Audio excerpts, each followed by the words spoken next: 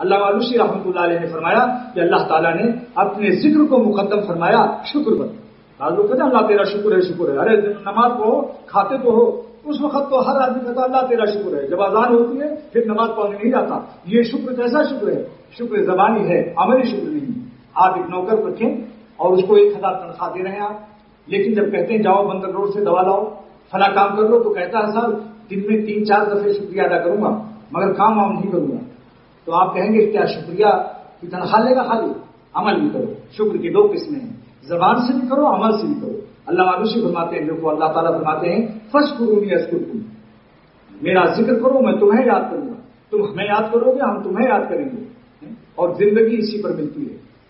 حدیث میں ارشاد کی ہے کہ جو لوگ اللہ کو یاد کرتے ہیں, مثل الذی یذکر ربہ, جو اپنے رب کو یاد کرتے ہیں, والذی لا یذکر, جو نہیں یاد کرتے, مثل زندہ کے ہیں ذاکرین اور مردے کے ہیں جو غیر ذاکرین ہیں. جو غیر اللہ کو بھولے نہیں وہ زندہ رہتے ہوئے بھی مردہ ہے.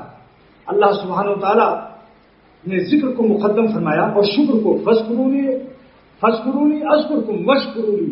اب دیکھیے تفصیلی نقطہ, علامہ علوسی فرماتے ہیں شکر کو اللہ نے بعد میں کیوں بیان فرمایا اور ذکر کو پہلے کیوں بیان فرمایا؟ تو فرماتے ہیں تفسیر رحمانی سنیے, فرماتے ہیں کہ شکر کا حاصل نعمت میں مشغول ہونا ہے, ذکر کا حاصل نعمت دینے والے منعم میں مشغول ہونا ہے.